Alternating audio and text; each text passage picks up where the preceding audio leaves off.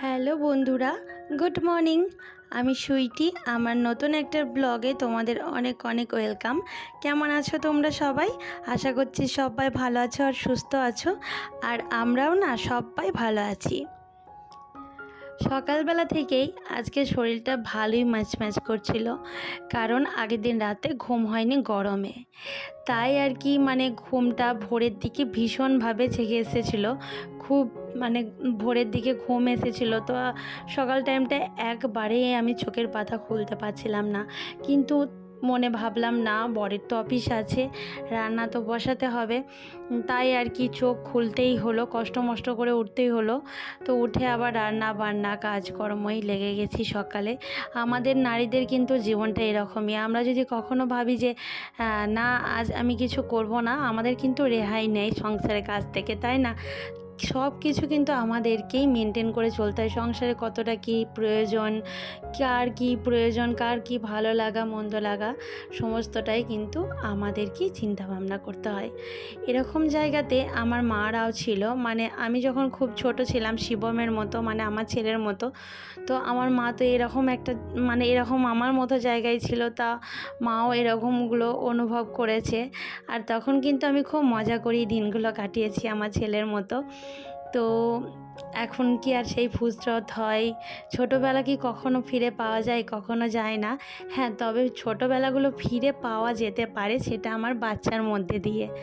তো এই আর কি, এইভাবে হাসি খেলা মজা করে দিনটা কেটে গেলেই ভালো লাগে। এখন চা খাওয়া কমপ্লিট করে টুকটাক কাজ তো সারলাম, তোমাদের সবটাই দেখালাম। আর এখন দেখো, বাবুর বায়না হয়েছে ফ্রিজ থেকে ও ডিম বার করে দেবে। তাই দেখো এক এক করে ডিমগুলো দিচ্ছে, আর আমি রাখছি বাটিতে। আর কিন্তু এর মধ্যে কিন্তু ওকে আমি বলছিলাম 1 2 করে গুনতে। তো 5টা ডিম দিয়েছিলাম, আমি বললাম তাহলে 5টা ডিম কটা হয়? তো বললো 5। তো পেরেছিল। তো যাই হোক, বাবু তো কিছু খায়নি সকালে টিফিন বলতে, আজকে একটু ভাতই দিয়েছিলাম। কারণ বললাম না, সকালবেলায় রান্না করেছিলাম ভাত আর একটা সবজির তরকারি। তো ওই রকমই আর কি। তোমাদের দাদা ভাই তো খেয়ে অফিস চলে গেছে। ওর অফিসটা কিন্তু 7:30 থেকেই, 8টা থেকে স্টার্ট হয়, 7:30টার মধ্যেও বেরিয়ে পড়ে। তাই একটু তাড়াহুড়ো কিন্তু আমার সমস্তটাই থাকে সকালের দিকে। তো সকালে ক্যামেরাটা অন করতে পারি না, একেবারে সকালের কথা বলছি, 6টা থেকে 7টার আগে অবধি। তো তখন কিন্তু আমি ক্যামেরাটা খুব অন করি, খুব কম সময়। তোমাদের দাদাভাই যদি একটু তাড়াতাড়ি চলে যায় তো অন করতে পারি, না হলে কিন্তু আমি ওই টাইমটা একেবারে ক্যামেরা অন করতে পারি না। কারণ সকাল টাইমটা আমার প্রচণ্ড তাড়াহুড়ো থাকে, আর তাড়াহুড়োর মধ্যে আমাকে কিন্তু রান্নাবান্নাগুলো কমপ্লিট করতে হয়। যেহেতু ও তো খেয়ে অফিস যাবে 8টার সময়, 7:30টাতেই বেরিয়ে চলে যায়। তো যাই হোক, বাবুর আজকে বায়না ছিল আমি নিজে একা হাতে খাবো, তাই ও একা হাতেই কিন্তু আজকে সব ভাতটাই খেয়েছিল। আর আজকে চলে এসেছি নতুন একটা রেসিপি নিয়ে।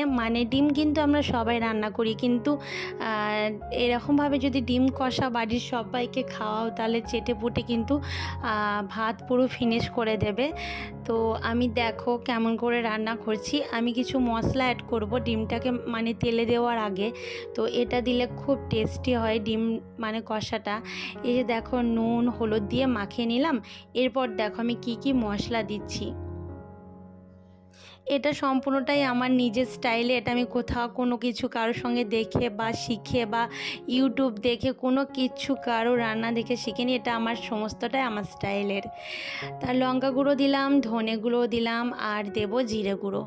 তো নুন হলুদ ধনে গুঁড়ো জিরে গুঁড়ো লঙ্কা গুঁড়ো সব জিরে সব গোটা মশলা যেটা হয়, তো সেটাই গুঁড়ো করে দেওয়া আছে এখানে। কেনা প্যাকেটের মশলায়, ভেজে গুঁড়ো করা নয়। তো এইগুলোই এখন ভালো করে মাখিয়ে রেখে দিতে হবে ডিমটা 5 মিনিটের জন্য। 5 মিনিট পর ফিরে এসেছি। আর এখন রেসিপিটা তো করতে হবে। তো ডিমগুলো এক এক করে তেলে দিয়ে ভালো করে লাল লাল করে ভেজে নেব।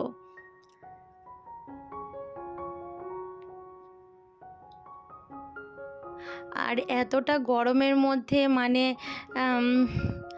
এই সমস্ত কাজ গুছিয়ে বা টুকটাক কাজ করা বা সংসারের জন্য সংসারের যদি কাজগুলো আমরা পার্ট বাই পার্ট করেই করি মানে তাড়াতাড়ি করে নিই তাহলে কিন্তু অনেকটা টাইম বেঁচে যায়, আর বাকি টাইমটা কিন্তু আমি আমার পরিবারের সঙ্গে কাটাতে পারি। তো এটা কিন্তু অনেক একটা ভালো কাজ যে আমি ইউটিউবে যেমন টাইম দিচ্ছি আমার পরিবারকেও সেটা কিন্তু টাইম দিতে হবে, নাহলে কিন্তু দূরত্ব বাড়তে বাড়তে অনেকটাই দূরত্ব বেড়ে যায় নিজের হাজবেন্ডের সঙ্গে বা বাচ্চার সঙ্গে। তো এখানে আমি মশলা বলতে যা যা মশলা ইউজ করে ডিমের ঝোলে, আদা রসুন পেঁয়াজ জিরে, তো সেইগুলোই সেমভাবে যেমন রান্না করে সেরকমই করেছি, শুধুমাত্র ডিমটা ভাজার একটা স্টাইল আছে, তো এরকম করে করে দেখো, খুব টেস্টি হয়। আর আমার দেখো কষানোটা পুরোটাই কমপ্লিট।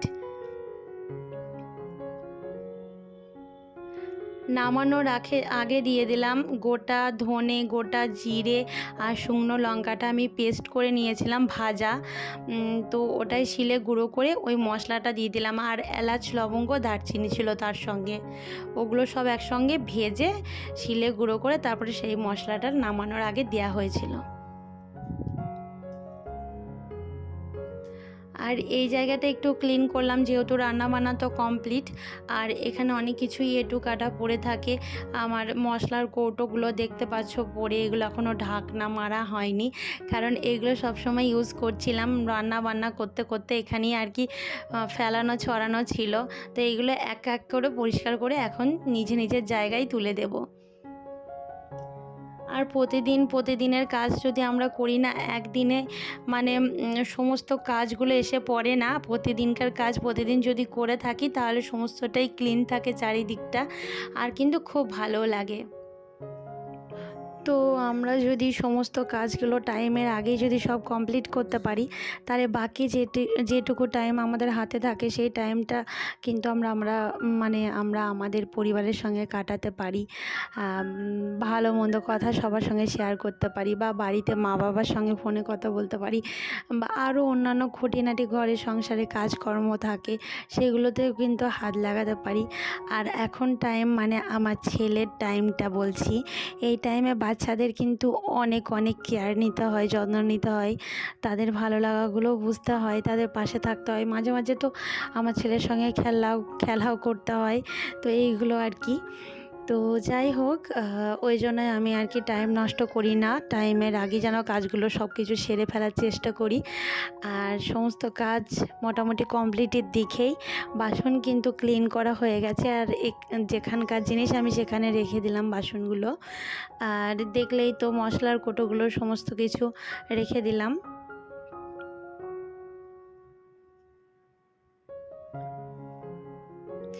আর বেশ খানিকটা কিন্তু বাসন ছিল, সেই বাসনগুলো সমস্তটাই যদি ধোয়া দেখায় তোমাদেরকে তো অনেকটা বড় হয়ে যায় ভিডিওটা, আর বড় ভিডিও দেখতে কিন্তু তোমাদের অনেকটাই বোরিং লাগবে, তাই আর কি সেটা শেয়ার করলাম না, কিন্তু আবারও অন্য একদিন ঠিক শেয়ার করব।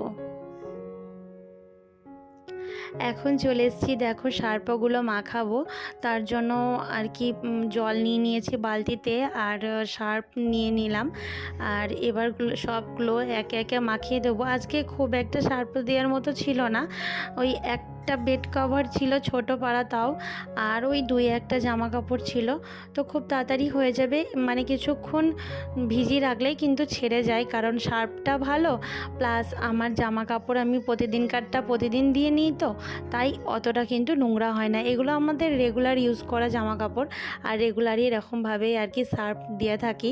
শুধুমাত্র বেড কভারটা রেগুলার নয়, মানে এক সপ্তাহ দু সপ্তাহ অন্তর দিয়ে দেওয়া হয়, তাই নোংরা বলতে সেরকম কোনোটাই কিছু নেই। তো চলো এগুলো কেচে নিই এখন। আর এই যে সার্ফ এক্সেলের সাবানটা দিয়ে যদি কাচা হয় না, খুব সুন্দর সুগন্ধ বেরোয়, আর খুব তাড়াতাড়ি জামা কাপড়গুলো ছেড়েও যায়। তো যাই হোক একে একে সব কেচে নিই, তারপরে আবার মেলার পাল্লা।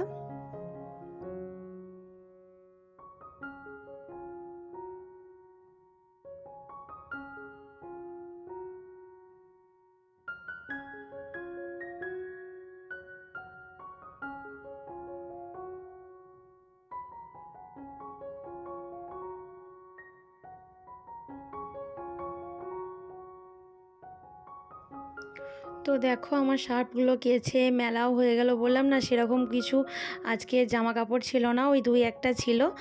তো সেইগুলো মেলে মেলে দিলাম। আর একটু আধটু এই গরমের দিনে না একটু আধটু যদি পরে থাকি জামা কাপড় না, আজকের জামা কাপড় কালকে ঠিক সার্ফ দিতেই হবে। মানে একটু ঘামি, তো ঘামলে একটু গন্ধ তো বেরোবেই সাধারণ সবার গায়েই। তো ওই রকম জামা কাপড় আর রাখা যায় না, তাই একদিন অন্তর করে সার্ফ দেওয়া হয়। তো এবার স্নানে চলে যাব। তা স্নান করতে যাওয়ার আগে আমি কিছুক্ষণ চালটা ভিজিয়ে রাখবো, প্রায় 10 থেকে 15 মিনিট চালটা ভিজিয়ে রাখবো। চালটা ভিজালে কি হয় বলো তো, ভাতের চালটা ভাতগুলো ধপধপে সাদা হয় আর অনেকটা লম্বা হয়, আর খেতেও কিন্তু টেস্ট হয়। তাই আর কি ভিজিয়ে রাখলাম। আর কিন্তু একটা সবথেকে বড় জিনিস হচ্ছে গ্যাস সঞ্চয় হয়। যদি ভাতের চাল ভিজিয়ে রাখো আধ ঘন্টা 1 ঘন্টা আগে, তাহলে খুব তাড়াতাড়ি ভাত হয়ে যায়। তাই আর কি ভিজিয়ে রাখলাম, আর জল দিয়েই ভিজিয়ে রেখে দিলাম এখানে। তারপরে একটু ভিজে যাওয়ার পর এই জলটা কিন্তু ফেলে দেবো 2-3 বার ধুয়ে। তারপরে আমি আবার ভালো একটা জল দিয়ে ভাতটা বসিয়ে দেবো। তো স্নান করে চলে এসেছি, আর এখন ঠাকুর পুজো দেওয়ার টাইম। ঠাকুর তো পুজো দিয়ে নিয়েছি, আর তুলসী তলে একটু জল দিলাম। এটা আমার নিয়মিত কাজ। আমি মা তুলসীকে 1 ঘটি জল দিই, মানে চান টান করে দিই। আর এখানে প্রণাম করলাম, সূর্যদেব থাকে, সূর্যদেবকেও প্রণাম করে নিলাম। চলো ঘরের ঠাকুরকে প্রণাম করে নিই। এই তো আমার ঘরের সিংহাসনে সমস্ত রকম ঠাকুর রয়েছে। তো প্রণাম করে পুজো দেওয়ার পালা শেষ।